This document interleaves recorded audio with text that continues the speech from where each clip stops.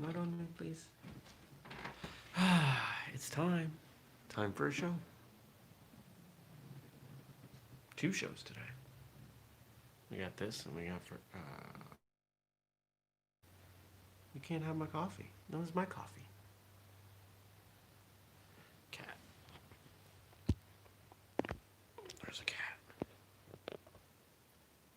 3, 2, 1.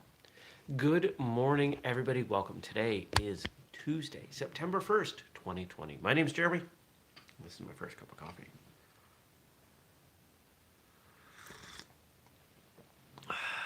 What happened? I have a temporary crown to replace the former permanent crown because they're going to make me another permanent crown.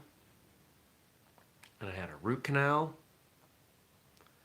and lots of anesthetic, and I'm going back on antibiotics because the abscess hasn't fully cleared, and yay, teeth. It's great. Right?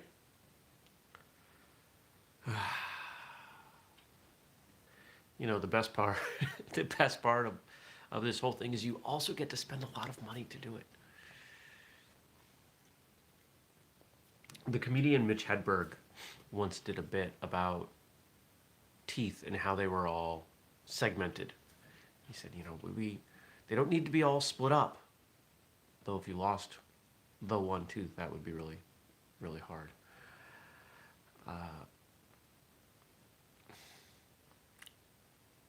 Teeth. Yeah.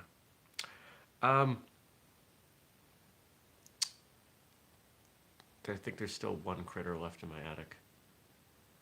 I don't know if it's avoiding the poison or what, but I have a plan. I think I know where they're getting in. It's getting in, and I'm gonna screen it. I think I can do that from the outside.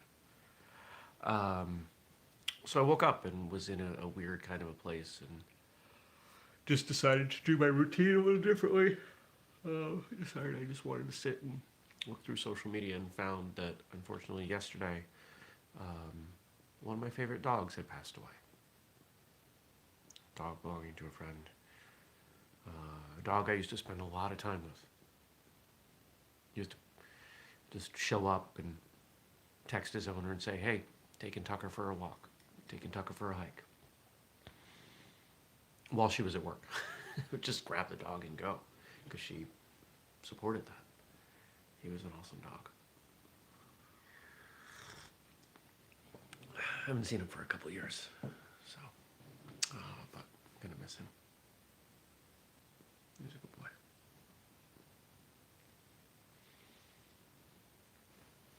What else is going on? Tonight's Whistlekick Live. It's the first Tuesday of the month, so we got that going on. Got some new stuff on tap for you. Gabe's putting together some cool things with some help. There's some additional help going on. So, Cat, why are you all mad at right here? Hey, don't bite me! Don't bite me! Stop biting me! Oh, she has the worst breath. Like awful. Like, ugh. Like, I'm pretty sure your insides are rotting. Ugh.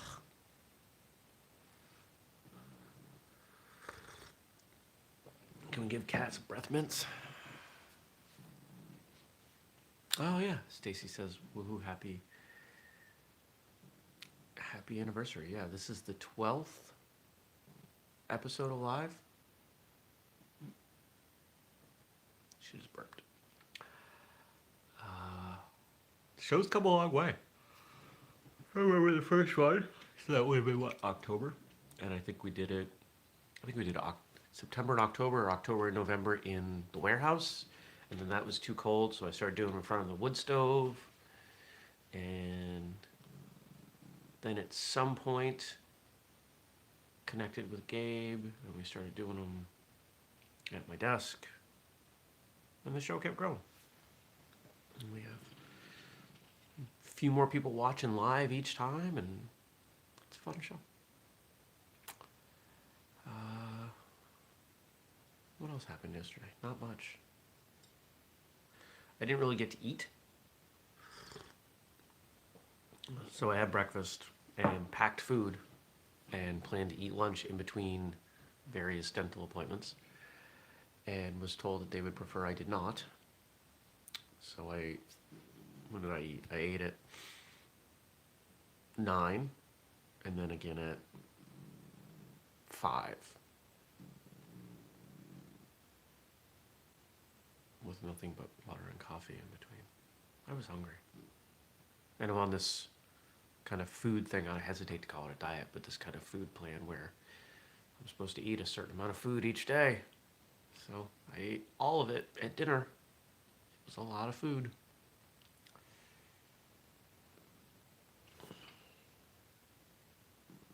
Right, fuzz face.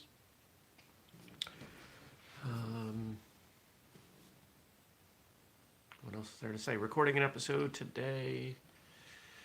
Have a client call in the morning. Bunch of email and other projects to work on. I don't know how productive I'm going to be today. I was already rolling in today feeling, kind of banged up emotionally from this tooth stuff. And then learning about Tucker sucked.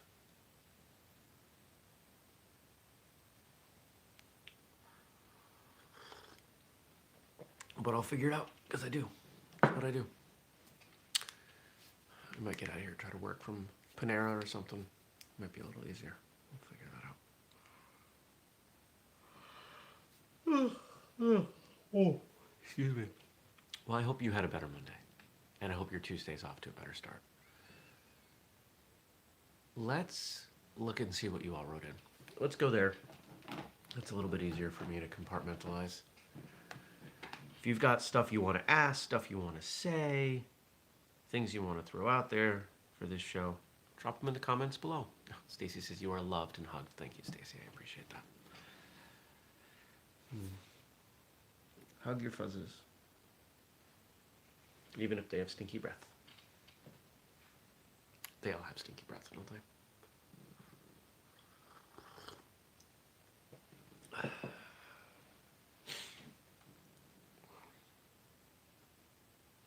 So it's funny.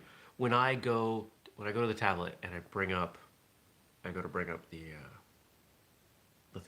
things from yesterday, it always shows me, hey, there's a live stream going you might want to check out. At the top of my head. No, that's the one we're on right now, but thank you.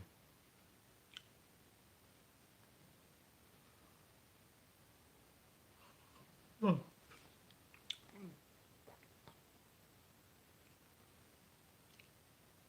If any of you have been following the comments on YouTube, you'll see that we're starting to get some spam, which is annoying, but a good sign. It means we've grown enough. There's a podcaster, I don't think I've ever met him. I think he friended me on Facebook because we are both podcasters named Jeremy. And he posted something the other day. Come on, Jeremy, keep going. About some flack he was catching. He reached out to a guest, and the guest not only said no, but was rude and threatened violence. It was really strange. And, this is one of the things I've been thinking about, because some of the things that have been happening behind the scenes lately. You're not making a difference if you're not catching hate. If there isn't flack, if people aren't mad at you for something, you're not moving the needle. You can't make everybody happy and change the world. So I said something along those lines in response.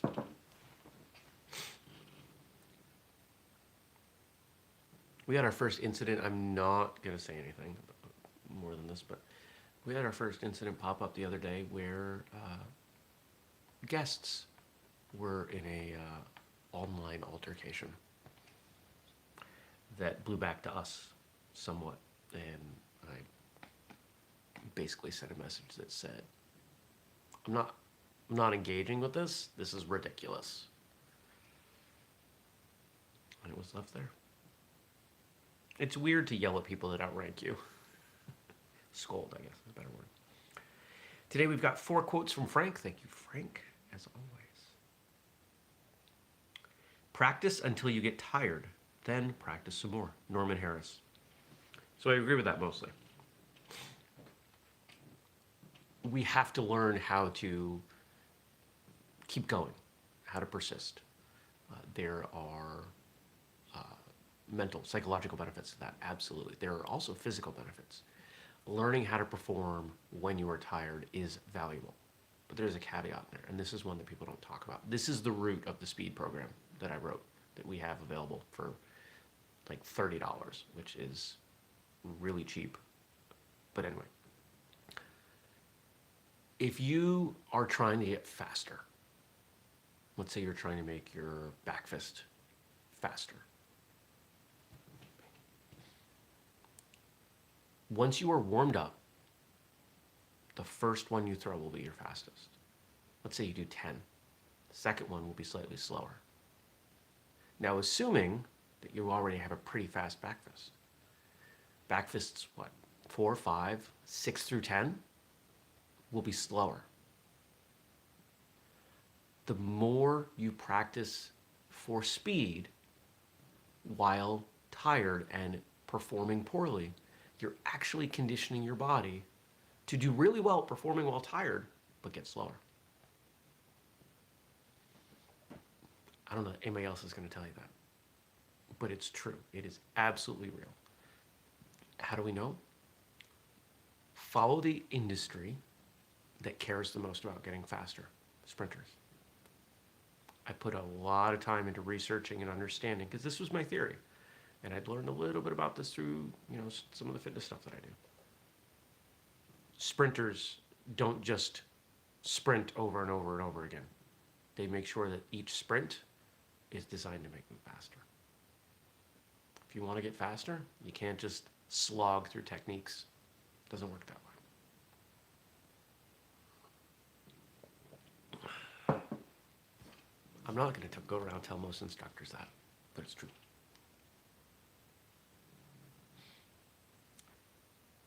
The difference between the impossible and the possible lies in a man's determination. Tommy Lasorda. Tommy Lasorda was the coach of the LA Dodgers baseball team. Pretty sure I got that right.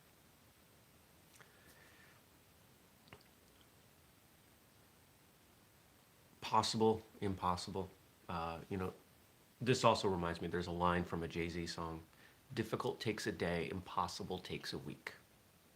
And that is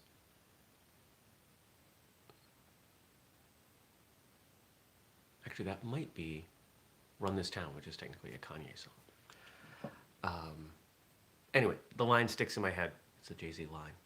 And this dovetails well with it. How you approach what you do determines whether or not you'll be successful. You could have all the resources in the world, all the support, all the knowledge, all the ability, all the skill, whatever attributes are necessary for success. You could have all of it. And if you don't have the will, you will not succeed. On the flip side, look at how many things should not work, should not have ever worked, but work.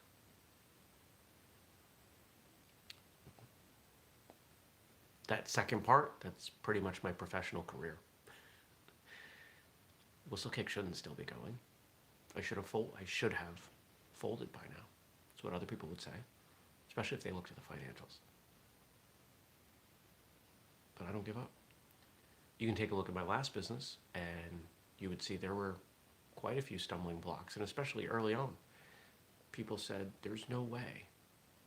There's no way you'll make this work. I made it work. Made it work well enough that helped hundreds, if not thousands of people, created, at times, over a dozen jobs. Helped a lot of people move up in their career, earned a good living, most of the time, through it all, and then sold it off. That's success. Funny aside, so I went out to my car to make a call, take a break in between dental appointments yesterday, and I'm walking back in, and I noticed this guy on a really nice touring motorcycle. Lots of hard luggage, and he was all geared up, and really geared up for how nice a day it was. But, everybody rides differently, no judgment. And he said, nice day to ride. And I said, yeah, it is. I said, if I wasn't feeling really anxious because I'm here, I would have ridden my bike up. Weather was perfect yesterday. And he kind of stops and looked at me. Now, keep in mind, I'm wearing a mask. And he says, you look familiar. And I was far enough away, so I took off my mask. And he's looking at me. And he said, how do I know you? And I said, martial arts? And he said, that's it. He was in the audience during one of the pitch contests that I was part of. And we spent about 5 minutes chatting about what was going on with my business, where we were at. And he said, there was somebody in the audience that I thought would have been really helpful for you, somebody I know. And this is somebody who does martial arts and has a little bit of money. And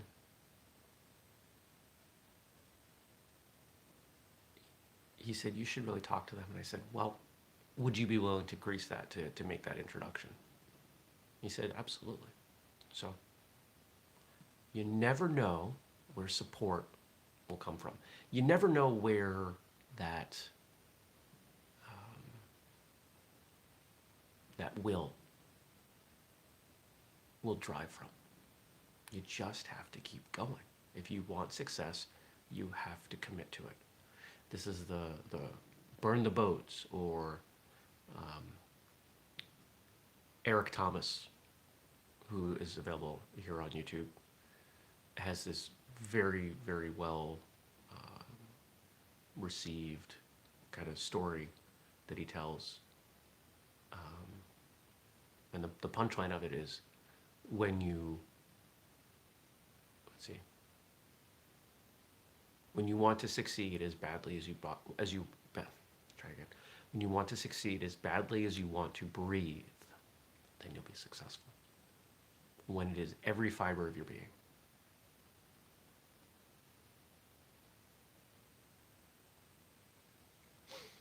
That's when it happens.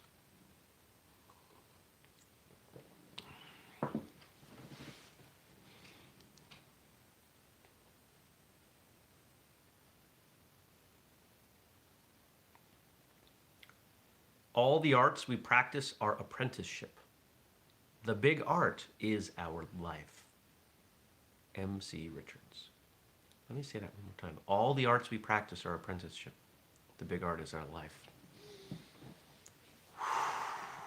That one makes me tingly.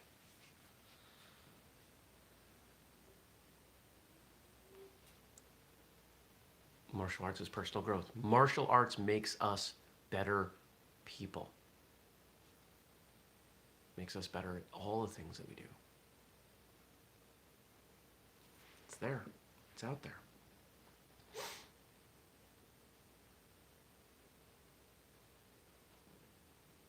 I have nothing to add to that. What can I add to make that more impactful?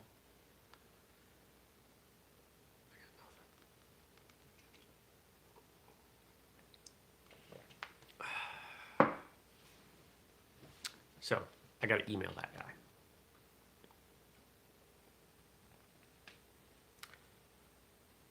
Martial arts is a vehicle for developing your human potential. Joe Rogan. It's true. I really want to get on Joe Rogan's show. I really want to discuss traditional versus mixed martial arts with him. He started off in Taekwondo. And he's originally from Boston? Is he originally from Boston? I'm pretty sure he's originally from the Northeast. I want to say it's Boston. Might be wrong on that. But bottom line, if he's going to have a conversation about traditional martial arts, with the exception of a few people, Chuck Norris, maybe Shannon Lee, Michael Jai White, there are certainly some celebrities that are deeply rooted and exclusively in traditional martial arts. But if we put those celebrities aside, who would be the next most appropriate person to have that discussion? I'd say it's me. I want to be on that show.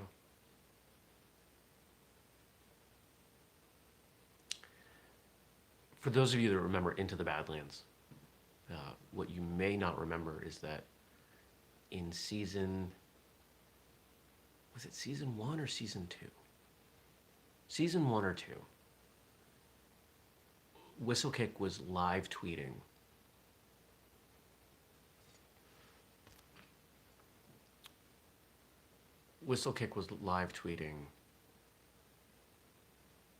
during the show, all with the goal of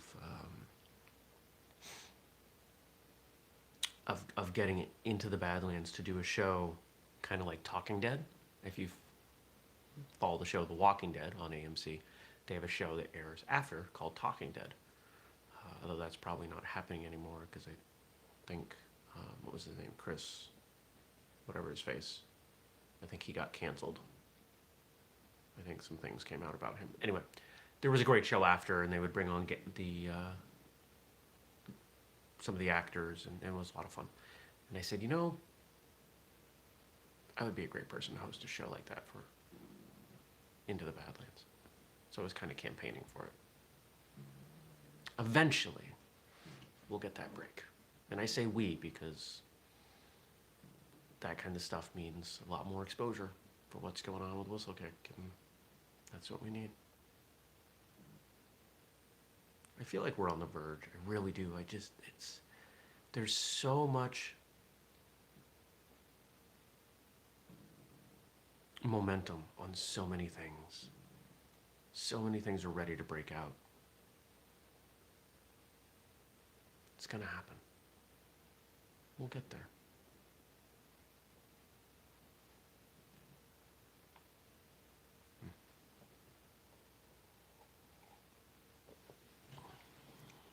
Between the books and the show and the products and the programs and the half dozen things I haven't even talked about yet.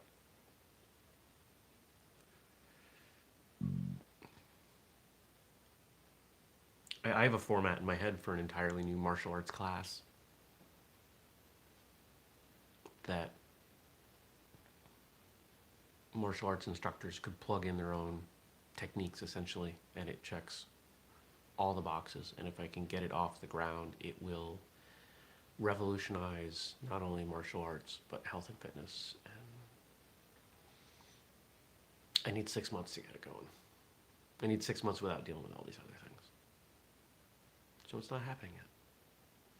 The curse of having too many ideas is that you have to pick the ones that you think are most likely to work. But I don't want to do that. I want somebody else to run this stuff so I can sit in my chair and come up with the ideas. And then design everything, then hand it off, and let somebody else decide if they're going to make it work. All right, I'm going to go. Thanks for sticking with me. I hope you have a great day. I hope whatever you do today makes your life better. I hope you find things that move forward, that make you happy, that bring you joy. There's a sneeze. Hold on. Oh, it's stuck. Come on. Okay, it's not coming. Don't forget, Whistlekick Live tonight, 8 p.m. Eastern on Facebook. Join us. It is worth it. It's fun. Set your calendar. First Tuesday of the month. Plug it in. Set a recurring appointment. I've got a recurring appointment for it. Why don't you? You should. Doesn't mean you have to come every time, but you should because it's fun. It's the one thing that we do that brings everything together. Jason said something. I hope this person will be a big investor. I have learned more than once that those that don't I know you moment. There we go. I have learned more than once that those don't I know you moments can lead to big things. In my case, taking the time to shake someone's hand landed me $12K. Awesome. Thanks for the support, Jason. Appreciate it. Okay. I'm going to finish my coffee, drink more coffee, and start my day. Take care, everyone. See you back here tomorrow. Leave me some questions, some comments, and hope to see you all tonight. Take care. Peace.